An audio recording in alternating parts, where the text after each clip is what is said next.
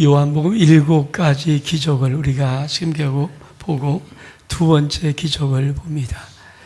요한복음 7가지의 기적은 정확하게 목적을 갖고 있는 기적입니다. 그래서 7가지 기적을 하나씩 들을 때 첫 번째로 예수님이 하나님의 아들 예수 그리스도이심을 믿게 하는 것이고, 두 번째는 그 예수 그리스도임을 믿어서 우리에게 생명을 얻게 하는 것입니다. 이게 요한복음에 기록된 7가지 기록의 의미예요. 그래서 기적마다 이 두 가지 목적을 정확히 보여주고 있습니다. 오늘 우리가 두 번째 기적을 보는데 이 두 번째 기적의 전체의 주제는 어떤 주제냐면 예수님은 말씀이신 하나님이시다. 이 말씀을 우리에게 들려주는 거예요. 여러분, 오늘 말씀을 듣고 예수님이 말씀이신 하나님이심을 믿는 믿음이 있기를 주 이름으로 축복합니다. 46절은 이렇게 시작합니다. 예수께서 다시 갈릴리 가나에 이르시니 전에 물로 포도주를 만드신 곳이라. 우리 집의 첫 번째 이적은 갈릴리 가나 호인잔치, 물을 포도주로 바꾼 이적이죠. 그 첫 번째 이적의 의미는 창조주 하나님이에요. 창조하신 하나님. 사람이 질을 바꿀 수 있는 법은 매개가 없으면, 어떤 매개체가 없으면 바꿔지지 않거든요. 물이 아무렇지도 않은데, 아무런 변화도 없는데 포도주로 바뀌는 법은 없어요. 인간은 또 효모를 넣다든지 어떤 매개체를 넣는 거거든요. 이와 마찬가지로 하나님이 우리의 인생, 물 같은 인생 개입하시면 우리의 삶을 물을 포도주로 바꾸는 역사가 있음 있기를 축복합니다. 그래서 하나님은 창조주 하나님이시한 거예요. 근데 그걸 갈릴리 가나에 예수님이 다시 오셨습니다. 근데 어떤 일이 벌어집니까? 왕의 신하가 있어 그 아들이 가버나움에서 병들었더니, 한 왕의 신하가 있어요. 이 신하의 아들이 병들은 거예요. 여러분, 갈릴리 가나와 가버나움은 신학자들은 약간씩 달리는데 한 대략 40km 떨어진 곳입니다. 지금은 40km의 시간이 뭐 이렇게 차를 타면 쉽게 가는 시간이지만 옛날에 40km가 어디서도 봤더니 아마 우리 교회에서부터 우리가 지금 양평 수련원 있는 그 장소가 한 대략 50km 정도 되는데 그 정도 거리, 여러분 길 닦여지지 않고 2000년에 그 정도 거리를 이렇게 저렇게 온다 쉬운 거리는 아닙니다. 이 왕의 신하가 자기 아들이 가버나움에서 병들었어요. 그 가버나움으로부터 예수를 만나러 온 것입니다. 근데 여러분, 예수께 왜 나왔겠어요? 그 47절에 보니까 그가 예수께서 유대로부터 갈릴리에 오셨다는 것을 듣고, 여러분, 성경에서 왕의 신하라고 쓰는 이 단서가 뭐냐면 힘 있는 자예요. 로마 황제 시저의 신하입니다. 그리고 자기 아들 죽게 되었는데, 병들었는데 아버지로서 왕의 신하의 힘을 가지고 무엇인들 못 해봤겠습니까? 다 해본 거예요. 근데 아무리 해봐도 자기 아들이 낫지를 않습니다. 근데 한 가지 소문이 들었어요. 예수님이 가나에 오셨다는 소문이 들었는데, 이 왕의 신하도 예수님이 질병을 잘 고치더라. 모든 병자가 예수님께 나가면 다 치료를 받는다더라. 그것을 이미 들었던 것입니다. 예수께 나올 때 왕의 신하가 갈릴리에 있는 유대인인 한 사람이 예수께 나올 때 그는 이런 마음을, 여기가 마지막인가 보다. 어떻든 이 예수님 붙잡고 우리 아들 낫게 해야 되겠다. 그 마음으로 예수께 왔습니다. 그래서 뭐라고 말합니까? 이렇게 말합니다. 청하되 내려오소서 내 아들의 병을 고쳐주소서 하니 그가 거의 죽게 되었습니다. 여러분, 이 왕의 신하가 아들의 병을 고쳐달라고 간청하는 거예요. 근데 뻣뻣이겠습니까? 사정을 이렇게 청한다는 말의 의미는 사정하고 간구하고 제발 부탁합니다. 이런 뜻으로 말하는 거죠. 왜? 보통 상황이 아니에요. 자기 아들이 예수님이 안 고쳐주면 죽는 거예요. 왜? 성경 다시 죽게 되었더라. 여러분, 아들의 죽음을 목전에 둔 이 아버지가 무슨 체면차를 깼겠습니까? 그리고 반드시 어떻든 이 예수님 제발 사정하서라도 간청해서 예수님을 모시고 자기 아들 가버나움은 40km 떨어진 곳까지 모시고 가야 되는 겁니다. 그러니 얼마나 싹싹 빌었고 간청했겠습니까? 여러분, 우리 인생 속에 이런 문제, 이 아버지는 선택할 다른 게 없어요. 한 가지밖에 없습니다. 내 아들을 살리려면 예수님 모시고 내려가야 된다. 아마 예수님이 가셔서 내 아들을 살릴 수 있을 것이다. 이 아버지가 오직 한 가지 목적, 예수님을 모시고 내려가는 거예요. 그래서 성경은 뭐라고 말합니까? 청하되 내려오소서. 이 말은 가버나움까지 예수님 같이 갑시다. 가버나움까지 제발 좀 같이 갑시다.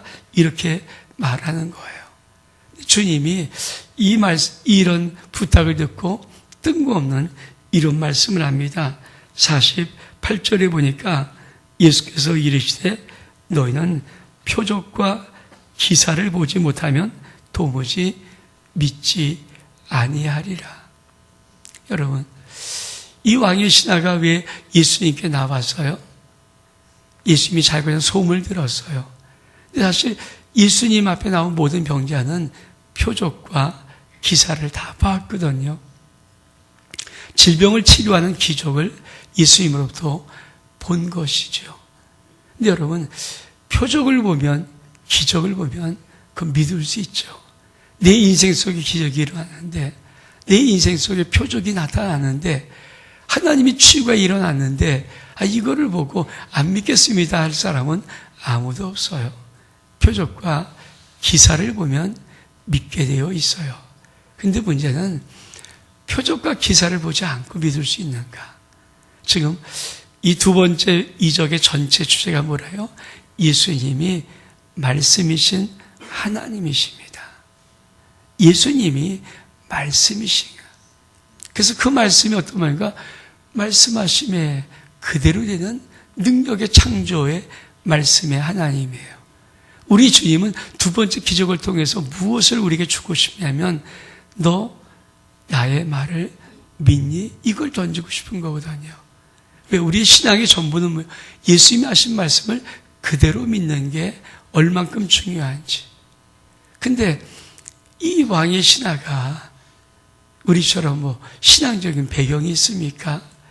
여러분, 로마의 군인이니까 유대인이 아니에요. 메시아 사상이 없어요. 단지 한 가지 자기 아들 죽게 된 거 살리려고 예수께 나온 거예요. 근데 여러분, 예수님께서 말씀이 표적이고 말씀이 기적이야. 이렇게 말할 때 이 왕의 신하 속에는 그게 무슨 말인지 접수도 안 되는 거예요. 그래서 뭐라고 말합니까? 이렇게 말을 해요.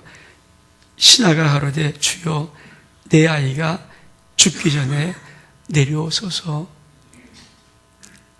이 왕의 신하인 이 아버지는 그 말씀의 의미가 중요한 게 아니고 한 가지 목적, 예수님을 어찌하든지 모셔서 자기 아들 가버나움 있는 데까지 모시고 와서 그 예수를 자기 아들을 치유하게 만드는 거죠. 여러분, 근데 말씀이 표적, 말씀이 기적인 것이 들려집니까? 그런 왕의 신하를 향해서 예수님이 그 다음에 이렇게 말씀하세요. 예수께서 이르시되 가라, 내 아들이 살아있다. 여러분, 예수님께서 하신 말씀, 가라, 내 아들이 살아있다. 무슨 말씀하고 싶은 거예요? 내 말이 표적이거든. 내 말이 기적이거든. 여러분, 하나님 말씀에 놀라운 의미가 있는데 그 중에 하나가 뭐냐면 말씀에 모양이 있어요. 약간 좀 크게 말하면 말씀에 그림이 있어요. 하나님께서 창조하실 때, 자, 물 위에 궁창이 있어. 물을 물로 나누고 물 위에 궁창이 있어. 하늘을 만드신 거잖아요. 물 아래 바다를 만들어 놓고, 그리고 바다의 모든 생물 있어라. 붓의 모든 생물이 살아나라. 모든 초목이 일어나라. 이것은 그냥 하신 말씀이 아니라 하나님이 갖고 있는 그림을 말로 하는 거예요. 근데 성경은 뭐랍니까? 그 말한 그림 그대로 되는 거죠. 말씀이 하나님이시라는 것, 예수님이 말씀이 하나님이시, 그 말씀이라는 것은 예수님이 하신 모든 말씀은 그대로 그림대로 되는 거예요.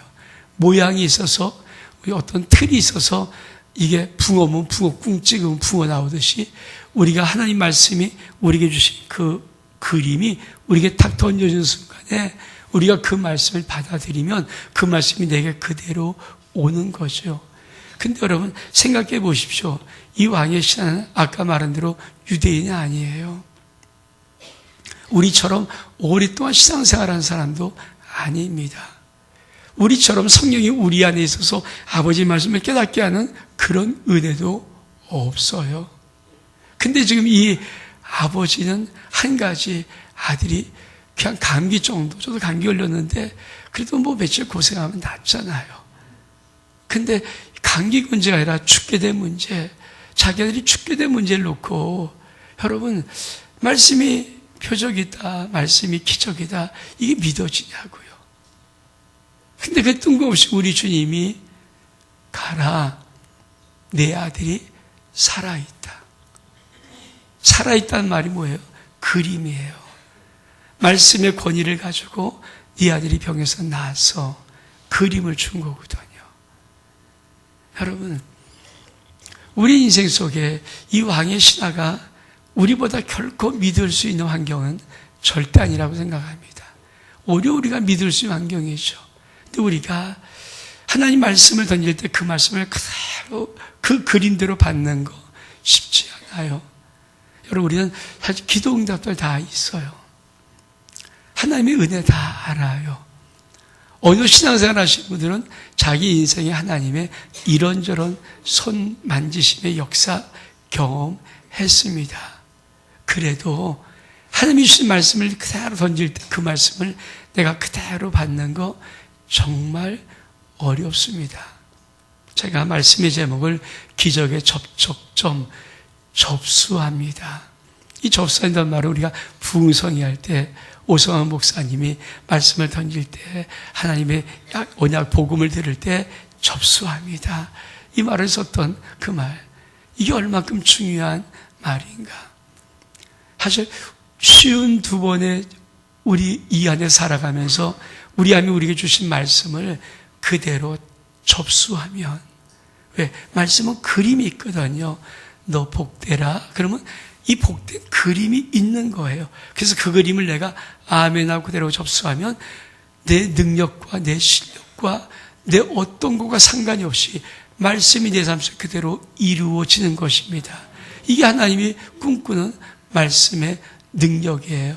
그래서 창세기 1장에 빛이 있으라 그대로 되었고, 물 가운데 물 나눠서 궁창하느라 그대로 되었고, 뭐 하늘에 새 있어라 그대로였고, 하신 이유가 뭐냐면 그대로 되었더라, 그대로 되었다란 말의 의미는 하나님 말씀을 우리가 받을 때 그 말씀은 그림이에요. 너 복 받고 살아라, 아멘. 그러면 그 복이 내 안에 그대로 찍혀오는 거예요. 내 삶에 그대로 찍혀서 내 실력, 내 능력, 내 어떤 거가 아무 생각 없이 말씀이 그냥 이루어요. 창조의 능력은 무에서 유를 이루는 거죠. 그대로 만든 능력은 내 실력이 아니라 내가 그냥 접수만 하면 그대로 이루는 거거든요. 근데 지금 이 왕의 신하가 얼마큼 절박하면 이게 믿을 수 있는 상황이 아니잖아요. 우리 같으면 성령도 우리 안에 있고 깨닫게 하신 영도 있지만 그것도 아니잖아요. 여러분 어떻게 할까요? 근데 그것을 왕의 신하가 접수해요. 뭐라고 말합니까? 이렇게 말씀해요. 그 사람이 예수의 하신 말씀을 믿고 가더니, 믿었단 말이 뭡니까? 접수한 거예요. 네 아들이 살아있다. 그 하나님의 말씀의 그림, 말씀의 그 꼴을 아멘, 접수한 거예요. 접수 못하면 못 가죠. 포기하고 가는 돌아섬이 아니거든요. 접수하는 거예요. 여러분, 하나님 말씀을 그대로 여러분 인생에 접수하기를 축복합니다. 말씀이 들리면 내 환경, 조건, 문제 아무 상관없어요. 말씀은 내게 던졌을 때 그 말씀을 그대로 그 그림대로 이루는 거죠. 그래서 말씀의 모양이 있어요. 말씀의 꼴이 있고 말씀의 그림이 있어요. 뿐만 아니라 말씀은 정확한 목적을 갖고 있어요. 그 하나님 말씀을 그대로 이루는 거죠. 그래서 우리 하나님께서 말씀하시기를 내 말이 내 입에서 나간 말은 헛되이 다시 내게로 돌아오지 아니하고 나의 뜻을, 나의 명화에 보낸 일을 이룬다고 말씀하세요. 그래서 그 예를 어떻게 듭니까? 하늘에서 비가 내려 땅을 적시면 그냥 그 비 아무 효용없이 올라가지 않는다.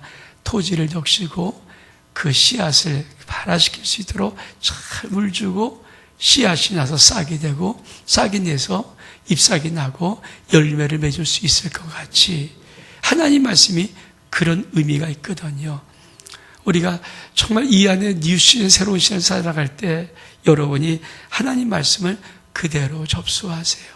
아멘하고 그대로 접수하면, 그렇죠? 하나님은 말씀은 표적이고 말씀은 기적이에요. 근데 이 왕의 신하가 그것을 믿고 돌아섰어요. 그랬더니 어떤 사건이 벌어집니까? 이렇게 말합니다. 내려가는 길에서 그 종들이 오다가 만나서 아이가 살아있다 하거늘 그 낫기 시작한 때를 물은즉 어제 7시에 열기가 떨어졌나이다. 왕의 신하가 그 말을 접수하고 돌아서면서 믿음으로 갔습니다. 어제란 말을 쓴 거니까 하루 정도가 지난 시간이에요. 그러다가 자기 종들이 오는 것을 만났어요. 만났는데 이렇게 말합니다. 아들이 살았습니다. 깨끗이 나았습니다. 이 왕의 신하가 궁금해서 묻는 거예요. 언제부터 그렇게 나았니? 물었더니 성경이 뭐라고 말합니까? 어제 7시에 열기가 떨어졌나이다. 그 다음에 뭐라고 말씀합니까? 그의 아버지가 예수께서 내 아들이 살아있다 말씀하신 그때인 줄을 알고, 기적이 일어난 접촉점은 내가 말씀을 접수할 때 말씀은 표적으로, 말씀은 기적으로, 말씀은 그 말씀에 담겨있는 그림 그대로 우리 삶 속에 이루어집니다. 그것이 성경에서 말하고 싶은 거예요. 하나님 말씀, 네가 믿으면, 그렇죠? 이 하인은, 이 왕의 신하 뭡니까? 40km 밖에 있는 자기 아들 보지 못했어요. 근데 어떻게 했습니까? 접수했어요. 믿고 갔어요. 그 말씀을 믿었는데 기적은 언제 일어났을까요? 그 앞에 도착했을 때 일어나는 게 아니라 믿는 순간 기적의 접촉점이 반짝 일어나서 그 자리에 나버린 거예요. 여러분, 이 말씀이 우리에게 주는 축복이 무엇인가? 여러분, 하나님 말씀 예수님이세요. 그 말씀 창조의 능력이 있습니다. 말씀은 표적입니다. 말씀은 기적입니다. 말씀에는 모양이 있어요. 말씀에는 그 말씀이 담고 있는 그림이 있어요. 내가 아멘으로 접수하면 그 말씀 내 삶 속에 그대로 이루어짐으로 들어옵니다. 여러분이 날마다 이런 주의 말씀의 은혜를 체험하고 이 안에 힘있게 달려갈 수 있는 은혜가 있기를 주의 이름으로 축복합니다. 우리 일어서서 이 주님을 찬양하겠습니다.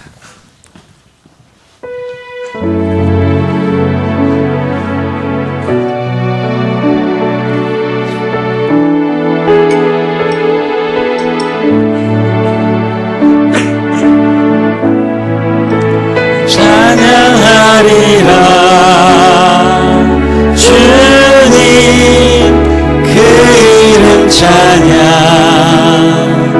예수 크신 주 이름 나 찬양하리라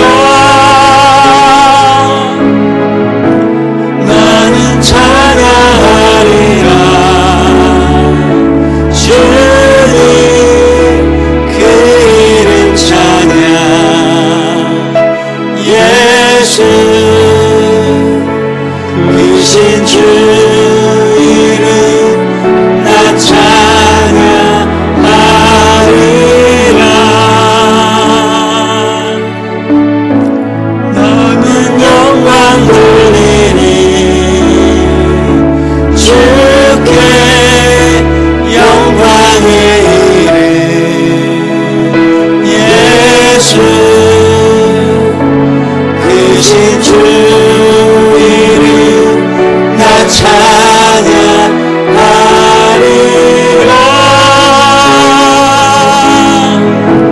나는 영광 돌리니 주께 영광의 이름 예수 크신 주 이름 나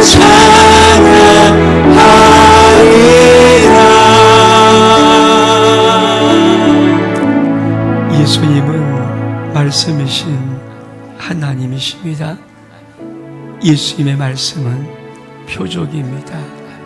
예수의 말씀은 기적입니다. 예수의 말씀은 우리에게 그림이 있습니다. 내가 아멘할 때 예수 말씀에 담은 모든 그림은 내게 그대로 이루어짐을 믿습니다. 이 주님을 찬양합니다. 영광 받으시옵소서. 52번의 귀한 이 안에 달려간 삶 속에 주님 말씀하시고 그 말씀이 내 삶에 그대로 접수되어서 그 말씀의 그림이 내 삶 속에 이루어지는 하늘의 권능을 볼 수 있도록 역사해 주옵소서. 예수 그리스도 이름으로 기도하옵나이다. 아멘.